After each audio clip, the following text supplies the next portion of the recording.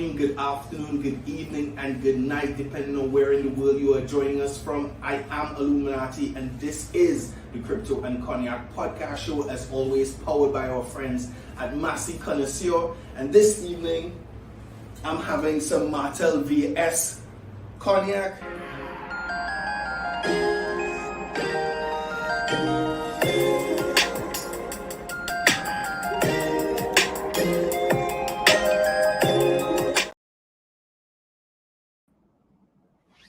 What's up, my Crypto Caribbean people? Nice to see you. Cheers to another week of the podcast. Cheers to another episode. We are on episode 8. The countdown is on. We are ticking towards episode 10 of season 4, aka episode 100 of the podcast. And this evening, we are talking to someone who is no stranger to the podcast, CEO, founder of 𝐬𝐍 Labs, Mr. Mark Pereira. And we're going to be talking about crypto regulations here in Trinidad and Tobago. We are going to be continuing a conversation that was started earlier this week by the Central Bank of Trinidad and Tobago and the Trinidad and Tobago Securities and Exchange Commission. They hosted a panel discussion, which Mark was a panelist on. So I thank him for his time this evening so that we can continue that conversation and you guys have the opportunity to share your input. Mark, what's up? Welcome back, buddy. Yeah, man, glad to be back. I feel like the last time I was here was during the pandemic, and you came and dropped off a bottle of Henny for me. Yeah, distanced and everything. It's been a minute. I mean, I think we were still on Instagram then. Yeah. Only so, you know, we've adapted a bit, we've evolved a bit. Yeah. But always excited to have you contribute. Now that you say that, I think because it's been so long since you've been on, maybe you want to reintroduce yourself, kind of give people the quick and dirty version of how you got into the crypto space and what you've been doing so far and what gives you the ability to move in these circles. What qualified you to be on that stage with the CBT, the TTSEC being part of that conversation? Yeah. I'll give a brief introduction. I actually got introduced to blockchain in between jobs, basically. I left one job. I was looking for something new, and blockchain was one of the buzzwords at the time. I went to a hackathon, and because generally what I do is I just kind of absorb myself in a topic and try and build as much as possible. When you're a software developer, you just got to get your hands dirty, really. And I did that at a hackathon. So it's basically a competition where programmers and business minds get together and try to hack together a solution. And we ended up building out an IoT, Internet of Things framework, where I turned a light bulb on through a blockchain transaction with my mobile app, my mobile device. And that got me second prize at the hackathon. But when I walked off stage, a guy who flew in from China said, "I want to give you 10 Ethereum." And I was like, I don't want to sell my idea. He's like, no, I just want to give it to you and let you, keep doing your thing. And at the time I was like 3,000 US.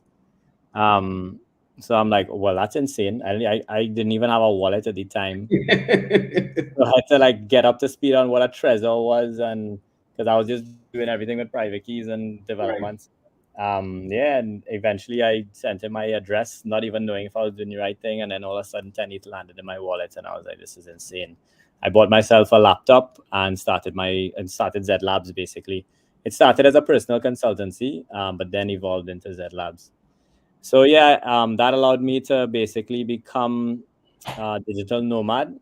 I didn't need to work from anywhere in particular, because as you would know, Al, working in the industry, you don't need to be in one particular place. You could work from anywhere in the world. And that was super liberating and financially empowering. So I came back right here to Trinidad to take all the knowledge that I could and try to push things forward. And along the way in trying to push things forward, I realized a very valuable lesson, which is, if you want to push things forward, you really have to be on the side of regulators, on the side of the people in the industry who've kind of put put the stake in the ground. Mm-hmm. And just really try to be friendly, and just strike a tone of positivity to move forward. Yeah, And I think that's what got me on stage. There's definitely other people contacted before me, I know that. But I was the only one who took up the opportunity.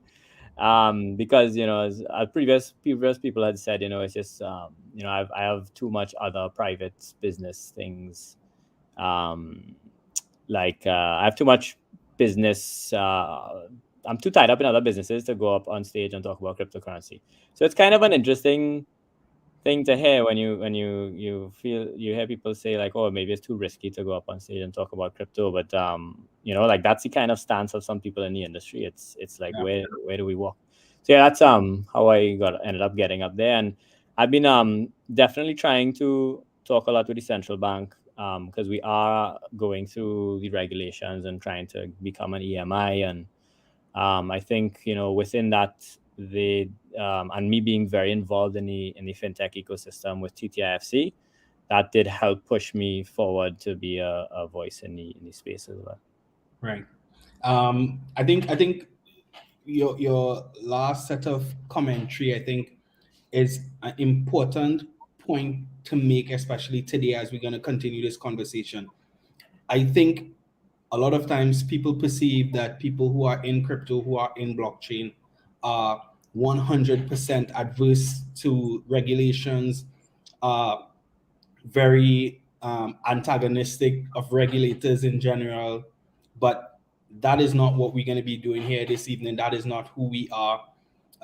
We believe that to get to a significant point of adoption where crypto is able to impact the world as it was created, there is the need for regulators.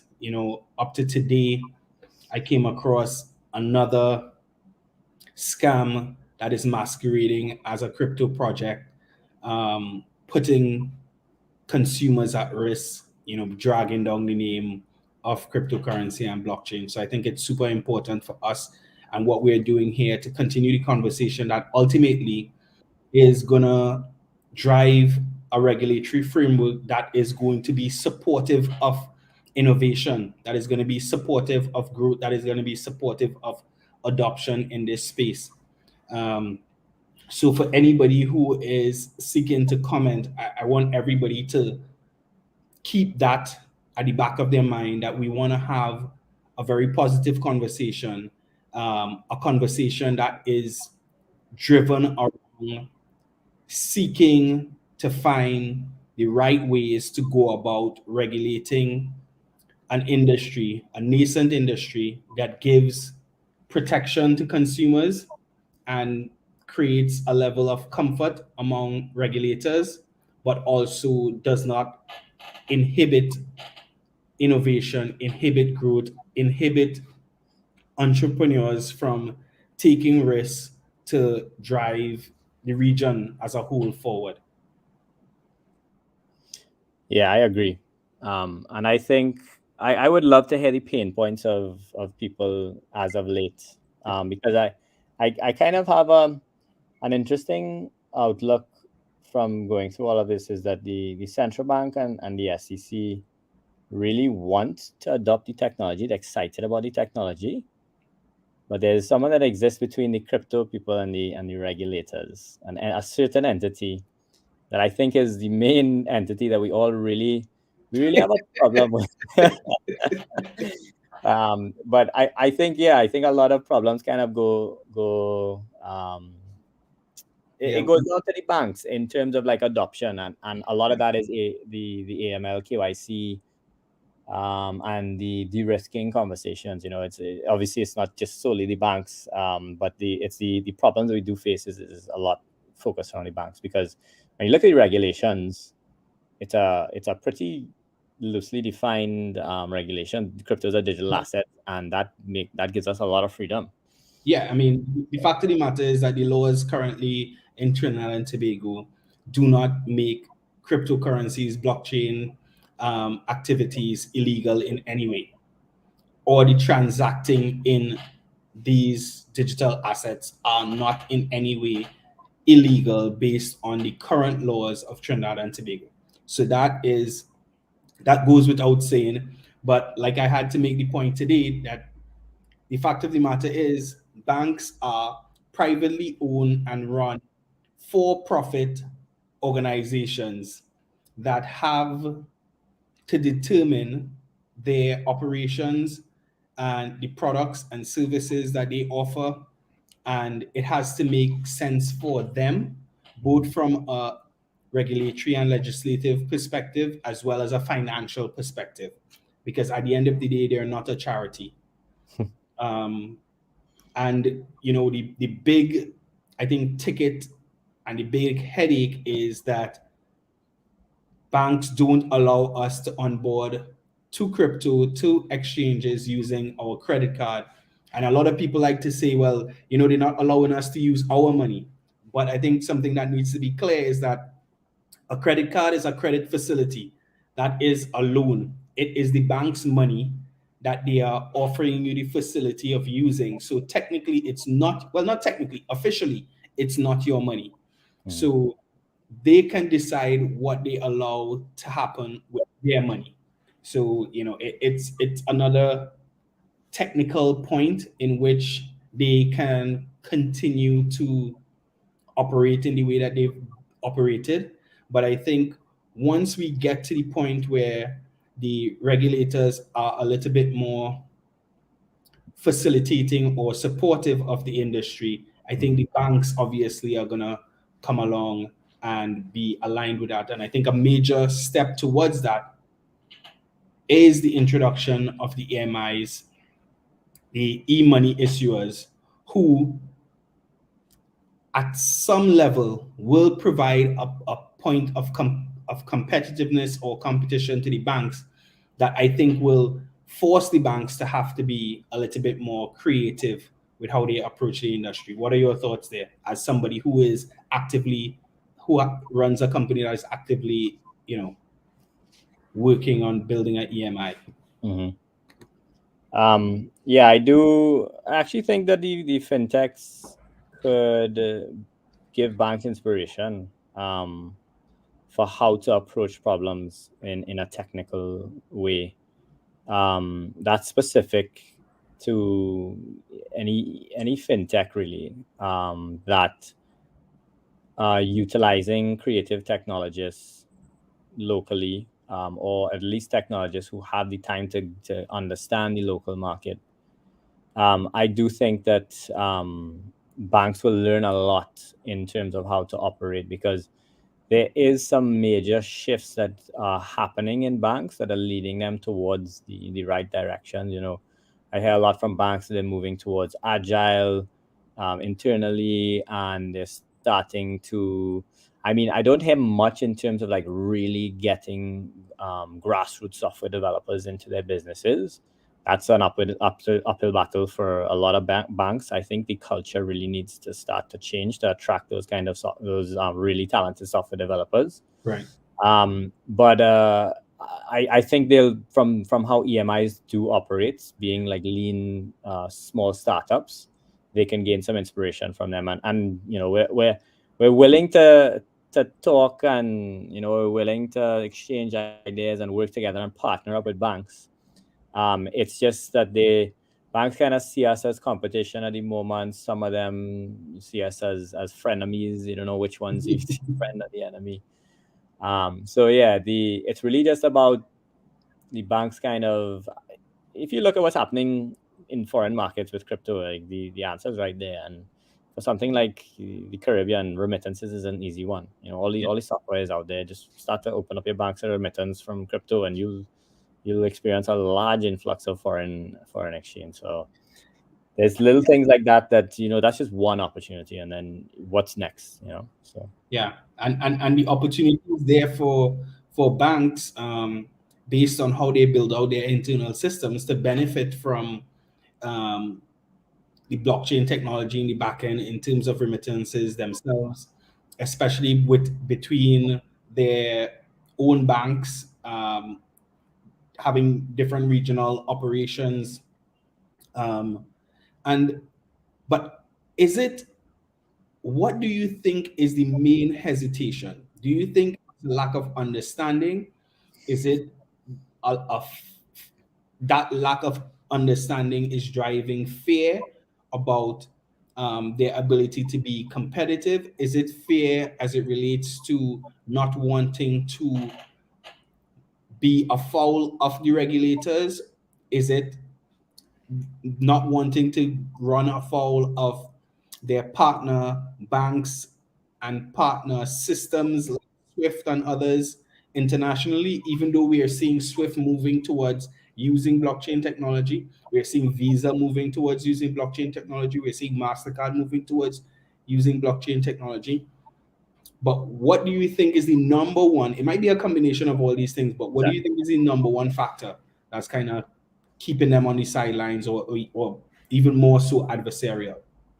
Yeah, I always answer like that question, unfortunately, with like, if there's a massive problem, it's always compounding reasons. There's always a bunch of different things that piled up on top of each other. If I was to boil it down, a lack of real understanding as to the potential and capabilities, because of the inability to really grasp what like the opportunities are with the implementation of technology. Right. I think if they knew, they'd be in it long time. But I did say this on a post recently. It's that I think if banks knew the opportunity of opening up their infrastructure to fintech, how much opportunity there was, they would have done it long time. And it's just a matter of time before the first one does it, and then they start to reap the benefits of doing so. Yeah, and I think especially in our market, I can't speak for every other market, but especially in our market here in Trinidad and Tobago, there's no true competitiveness between the banks. Most people have 2, 3, sometimes as many as 5 different bankers, right? In terms of they have accounts with every bank. Yeah. They've spread themselves across, so that they have multiple avenues for access to credit.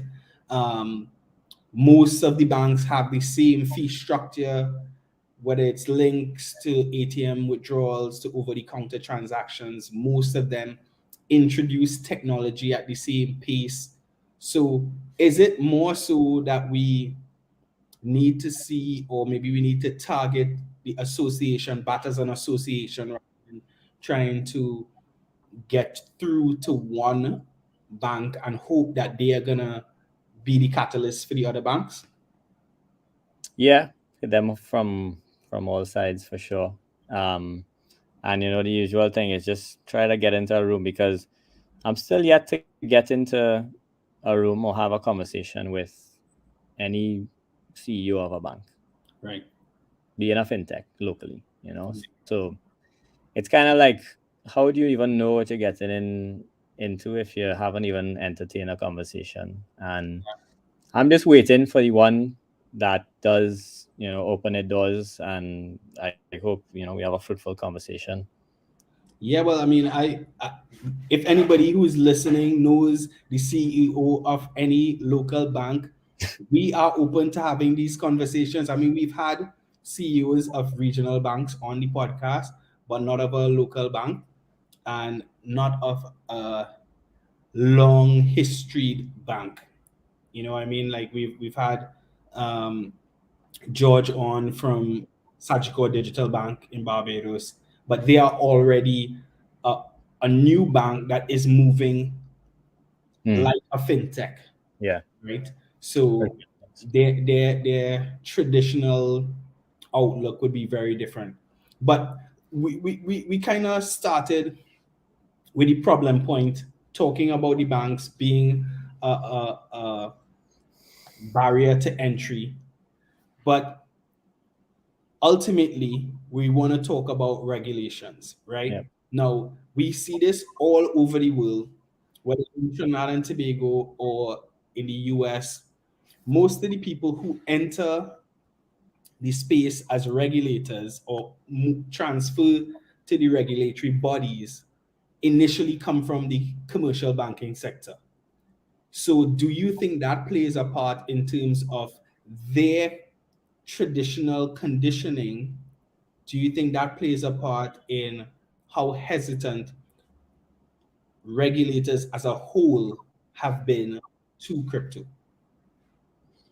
Yeah, I would say that's a good analogy for sure. Because if you look at someone like McHenry, who was to me one of the more progressive regulators in the House Financial Services Committee, he is all about, when you hear him utter words, it's all about financial inclusion. And how he got to where he was because his father was able to receive a small loan and get to empowering his entire family. And McHenry's goals are very visionary and supportive of crypto. But he's also like a very good regulator in terms of like, I'm not just gonna let you all walk through without showing that you all have done anything major.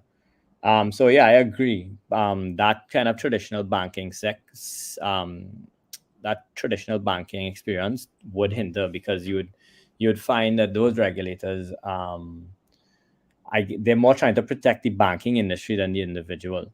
Right. They're trying to protect their pockets than individuals, because that's what they know. And crypto is very anti-establishment. So, yeah. I think that's a good point, because crypto, Bitcoin as an asset, crypto as an asset class, is one of the first investment vehicles that was available to retail before it was available to institutions. And even now, as regulators start to loosen their grip on crypto over the last few years, what we've seen is them allowing what they like to call accredited investors, right, participate.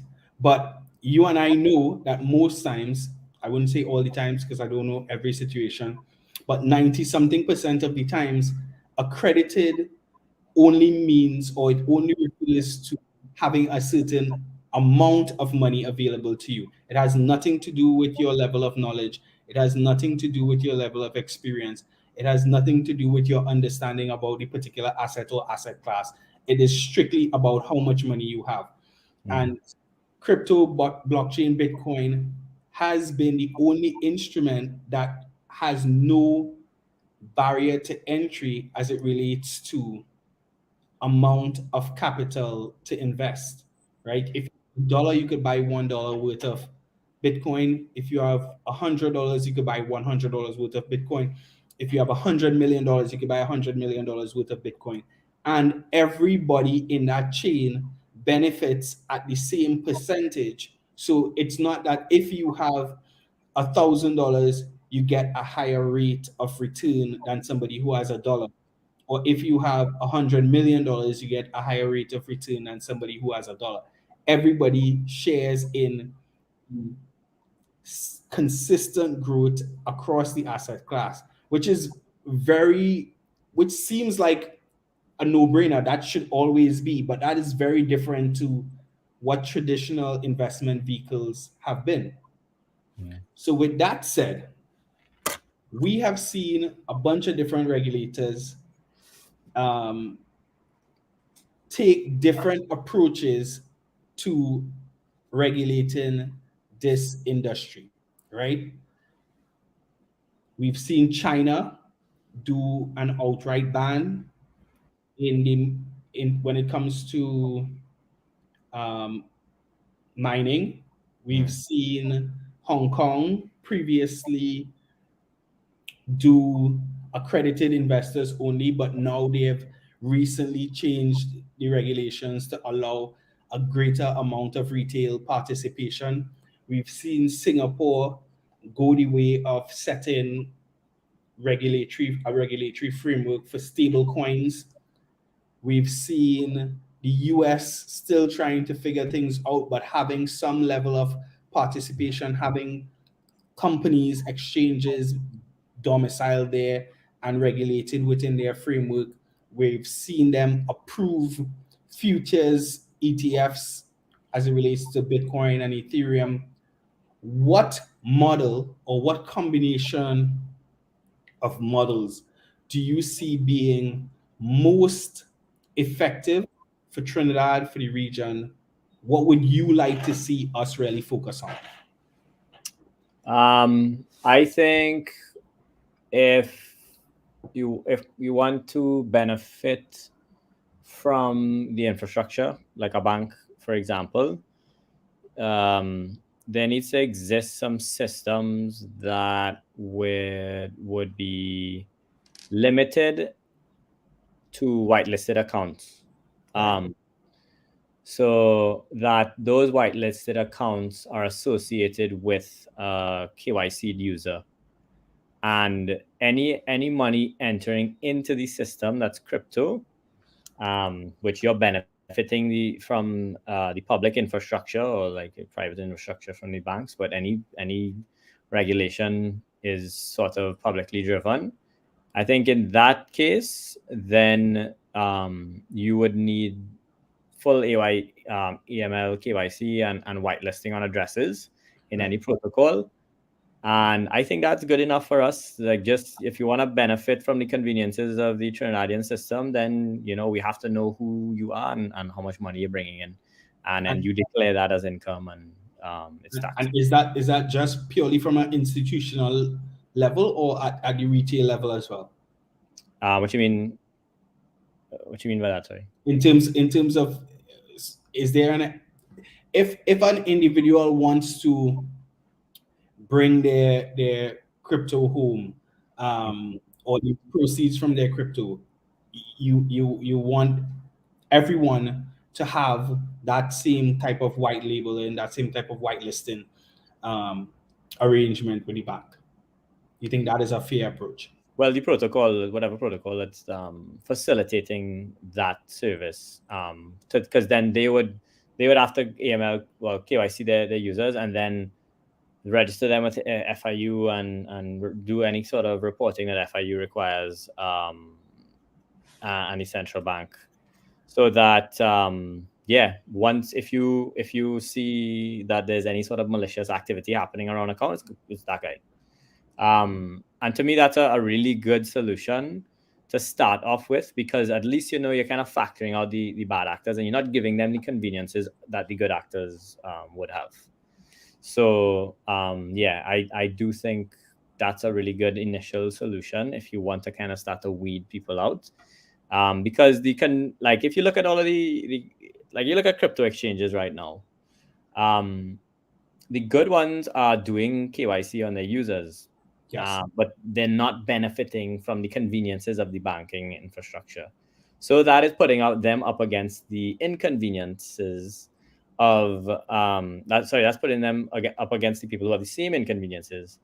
And those people who are not KYCing their users are getting massive amounts of influx of USD, massive liquidity. And then they're just like, all right, cool. How much money you want? Come in. Yeah, cool. I don't care who you are. Just come in, take your cash, whatever, go. And the successful ones aren't really handling the what do you call it? The right KYCing of their users. And I can guarantee you that some of them are definitely not FIU compliant. So it's really just about, it's facilitating good actors and then allowing them to enter into the banking institutions, because all regulators really want to see is are they trackable? Are these users? I'm not saying all they want to see, but that's a very big point. They want to see if the money's coming in, who's it coming in from, so that we can kind of follow the trail. So what would you say about what would you say to those people who say, but at the end of the day, I deserve a level of privacy in my financial affairs? I'm not doing anything illegal, but I deserve a level of privacy as it relates to my financial affairs. that currently the banks do not afford me. Because there is a school of thought across all investment vehicles, across all banking activities, across all financial activities. Same activity, same risk, same regulation, right? Yeah.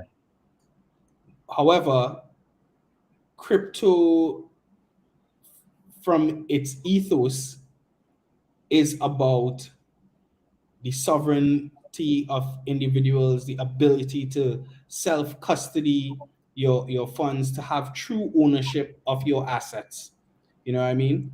Um, so, for example, those people who believe that they want to have some recourse for the government that is not using their tax dollars appropriately, that Yeah. I should not automatically have to turn over a share of my hard-earned money to a government that is not utilizing those funds efficiently, to a government that is corrupt. We've seen so many instances of it across the world. What would you say to those people who would push back and say the current system is not working? I'd say you're well within your rights to do that. If you don't want to leverage the conveniences of a system, even if it's failing or it's a good system, the rules of the system are you gotta pay your taxes. So it's not about you protecting your assets. It's about you getting off your ass and starting to protest, and start to do things about not being happy. I'm tired of people sitting on their asses and complaining about things and not going in the streets and actually taking a stance against things. So if you want to protect your money, yeah, by all means, use your crypto savviness and your financial savviness, and they have protocols to mix your funds and keep it obfuscated from the financial arena. It's not rocket science. Just keep it to yourself. But like anytime you want to come into the system, that's going to be taxable income. If you're not happy with taxes, do the thing that's right about not getting taxed, and that's like stand up for your rights, your human rights. So follow through with your electoral process, your political process, Yeah. your democratic process, and use those avenues to change the system. So Yeah. instead of just complaining that this system is broken, I don't want to be part of it, but you want to participate in it to some extent. Mm-hmm. And I think that's the big, I guess, friction point for crypto people when they talk about regulations or being anti-regulations, because they keep saying Bitcoin was built not to participate in this traditional financial system. Yeah. But on the next hand, they want to participate in this traditional financial system by Yeah. moving the money that they have in this traditional financial system into crypto, or moving the money that they've earned in crypto back to this traditional financial system, right? So you made a great point there. If you want to participate in this system, you have to play by the rules of this system. And that is your perspective outright. And Yeah, and that is not me saying like that's not a perfect world, right? So obviously I'm very unhappy with our current system and our public infrastructure. And I I mean, if you follow me on Instagram, you will see that I am ready to go up in arms and run up in no, anybody. not in arms. We're Uh, not talking about no, not in rallying arms. Sorry, not in arms. Like join arms together and, join arms together. yeah. Sorry, not Let's make in. sure our terms are clear for all Yes. the alphabet boys Thank you, listening. thank you. I don't want to be like, I definitely don't. I'm not trying to be like Kamla.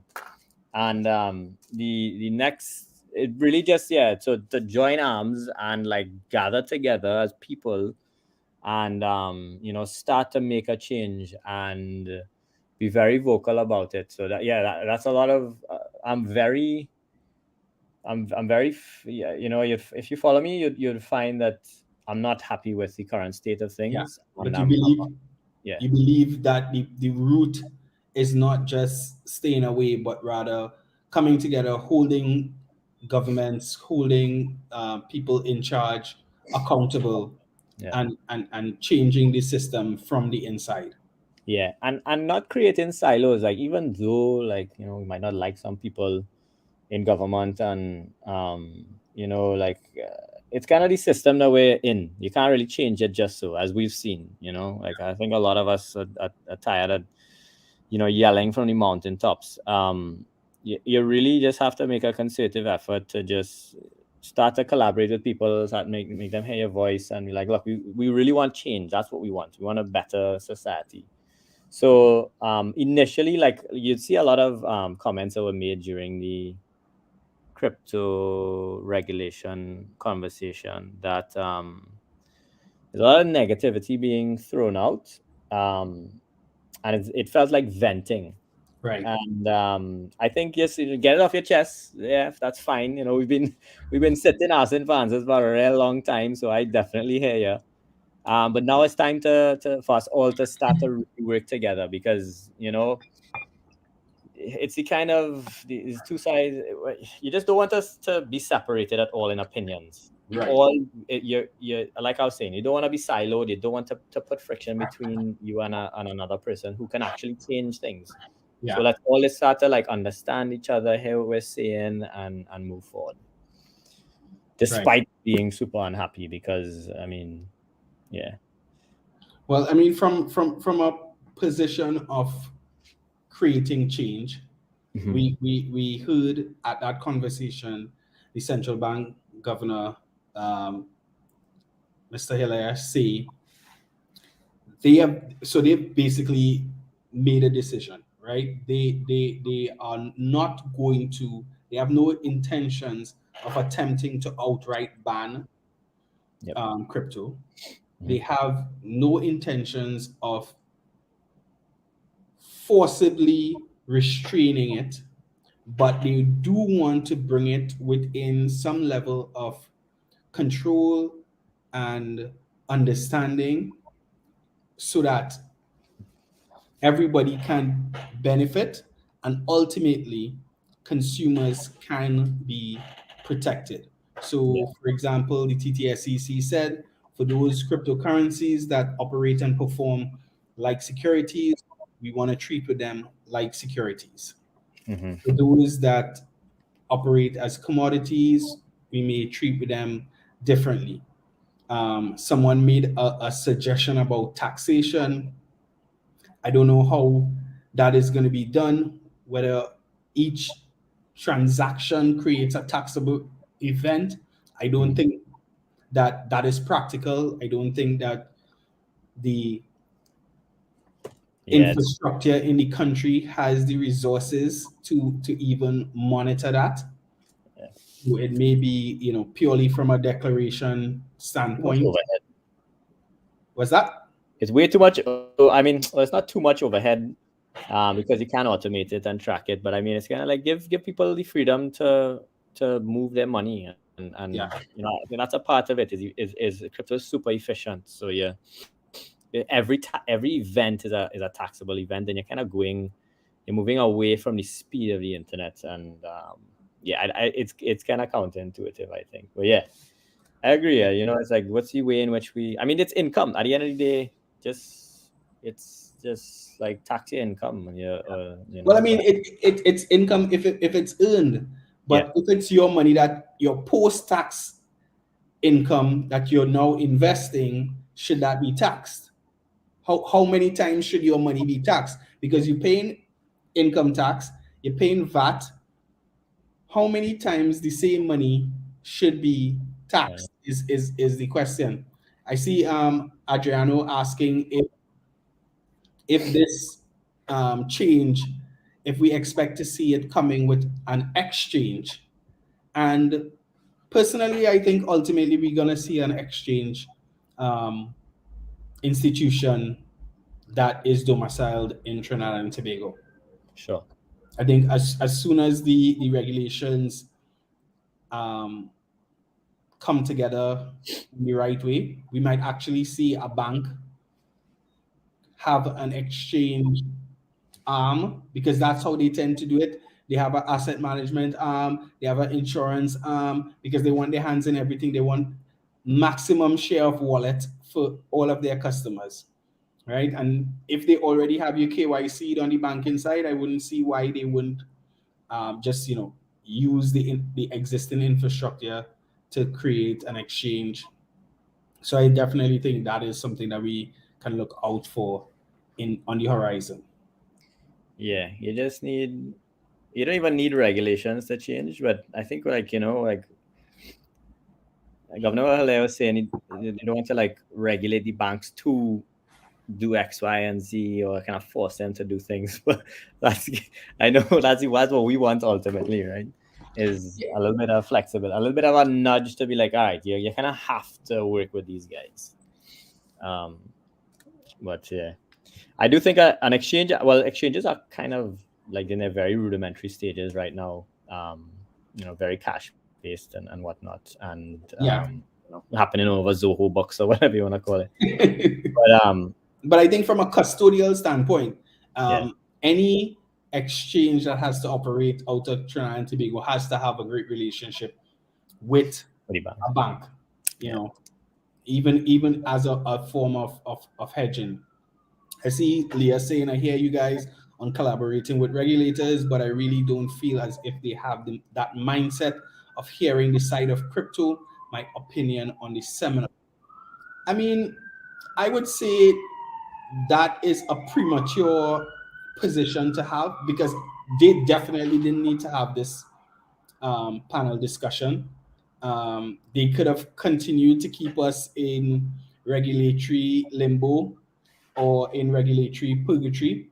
I think the fact that they were willing to start this conversation in such a public manner, because not only did it invite people in the space, people in the banking sector, people from the TTSCC, people from the central bank, it was aired live on YouTube, on their social platforms. So I think it definitely having the conversation this publicly, I think shows their willingness to treat. I could be getting scammed, but I'm gonna take them at their word.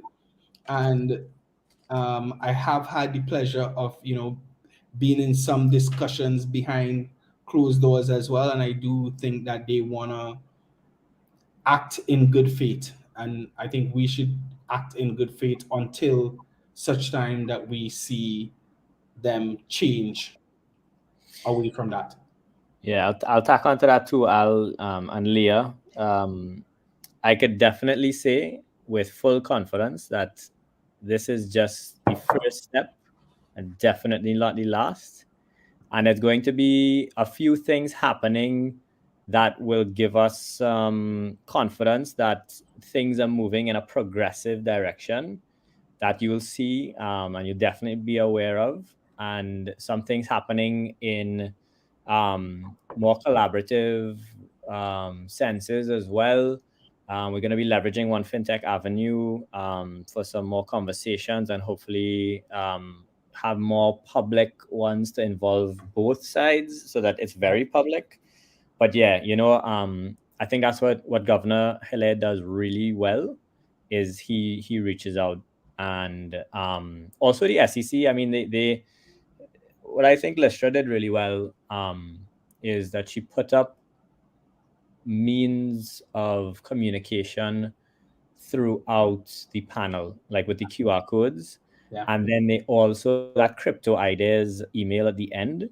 There's a lot of the instances where they're like, okay, reach out, send out your ideas. And then also the SEC is having another public outreach moving forward. So it's really just about us now stepping up to engage, because they SEC and central bank definitely need to see that there's interest in the market. Yeah.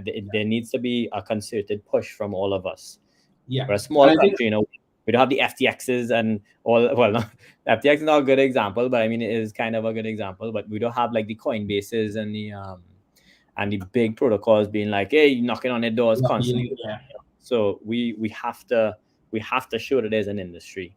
And I think we have to do it in a structured way. It can't just be, people in WhatsApp groups complaining. Mm-hmm. We have to start leveraging the associations like the FinTech TT, the TTIFC, writing papers, putting together. I mean, we have a lot of intelligent people. We have lawyers, we have economists, we have accountants, we have a lot of people, technical people in the space, developers, software developers, front end, UX, UI, back end developers. We have people working across the globe in this space who have ties to the islands and to the region, and we have to work in a coordinated way to put forward this work, in writing, put things in writing, leverage the media, continue to put pressure on them from the points that we could put pressure on them, to hold them accountable ultimately. But if they start a conversation and then we sit back and just wait for them to put things in place, it's not going to happen. You know what I mean? So we have to show that we want it, that we want this industry to be considered as every other industry. Because the fact of the matter is, the banks paying their taxes, and as the taxes, the banks employing people. It's a lot of people. The banks are corporate citizens, and whether we want to pretend or not, the fact of the matter is they are doing the things that, and have been doing it for a long time, to give them good standing with the regulators. So we need to start doing our heavy lifting as well to make sure that we put ourselves in place. Yeah. Well said. So anybody who is interested, who has something to contribute, you guys know where to find us. Crypto Caribbean, crypto_Caribbean, on Instagram, Crypto Caribbean on Twitter, 𝐬𝐍 Labs. We both have communities. Crypto and Cognac on Telegram, 𝐬𝐍 Labs have the community on WhatsApp. We all are in various crypto communities. It's time for us, like Mark said, stop operating in silos and start operating as a industry that is together on the growth that we want to see. Yeah, exactly. And that's, I hope that it only increases from here, because I feel like since the bear market, yeah, we had much get-togethers as we did. Yeah. And I think a lot of usually what happens in the bear market with crypto is we're heads down and we're building. Yeah. Which we are, and 𝐬𝐍 is definitely quiet because we're building and we are just waiting, playing the waiting game. One sec. On the cool. Yeah, sorry. Waiting on certain decisions to be made within very powerful places that prevent us from going to market. But you can be sure that we are doing our best to keep the momentum going. And I think we could all kind of start to hopefully build back that momentum from now, because there'll be more coming out, as I said, Yeah. And the momentum hasn't really slowed down. Luckily, this crypto regulations conversation has really picked everything back up. Yeah. In a very powerful way. So it's this is another chance for us to start to make change, and like Al said, let's just start to make those communities back vibrant again. We tried last bull run. We ready for them? Let's be ready. 2024. Yeah. 2024 and beyond. I mean, the halving is coming. Yeah. We expect to see a spot ETF approved in the US. Yes, huge. Sometime between the end of this year and first quarter of next year, if not second quarter, if not third quarter. I mean, we only 14 years in, so guys, don't get too anxious. We're here for a long time as well as a good time. Mm-hmm. So I think, stay the course, continue learning, continue teaming up, continue building, for the entrepreneurs, build it and put it out there. Let the regulators say, we're uncomfortable with that. Go back and tinker again and come again. But we have to keep, like I said, putting pressure on them. Mark, is there anything else you want to say before we close off? Not entirely. There's just it's again a nice conversation on this one.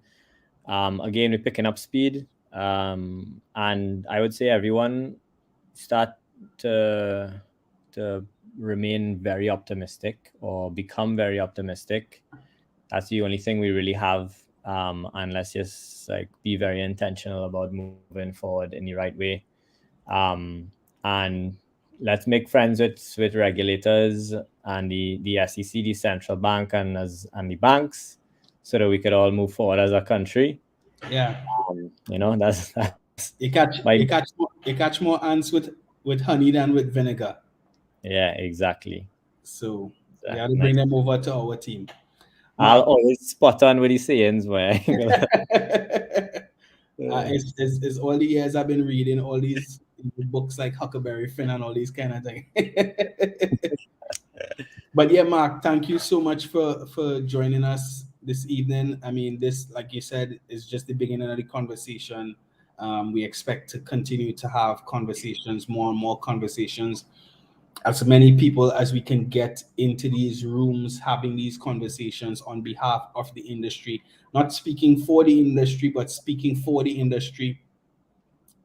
Nevertheless, I think it's definitely necessary. And yeah, we have opportunities, we have avenues. We're gonna be cheering you guys on, 𝐂𝐻𝐍 Labs, hoping to see you guys be added to the list of EMI license holders as PESH and PAYs and TSTT. Looking forward to see what that EMI side of the business does for driving digital asset adoption. Looking forward to seeing, who's going to be the first person or first institution to develop a local stable coin that is going to continue to drive things. And yeah, that's what I'm excited about. I can't wait. I can't wait for 𝐬𝐻 app to be up and running. Yeah, boy. That's the one thing that I just been like, when that happens, boy, we celebrate and bring all your cognac. I'm telling you, it's gonna be a big event. Yo, congrats on it's 2 more episodes until 100. Yeah, 2 more episodes until 100. 100 weeks of consistent podcasting, consistent conversations, consistent interactions with you guys out there. We really appreciate you, Mark, and all the people who log in every Thursday to be part of this journey with us. Have a little drink, have a little conversation. We Caribbean people, we do lime dry mouth. So thank you. Shout out to the rest of the 𝐍 Lab team. I know it's not just you, so big up everybody in the 𝐍 Lab team who work hard. We're growing still. Yeah, man.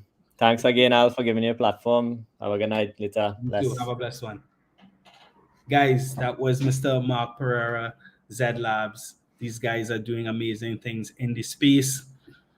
I thank you for being with me. As always, if you were not convinced by this conversation, I am going to reinforce it here right now.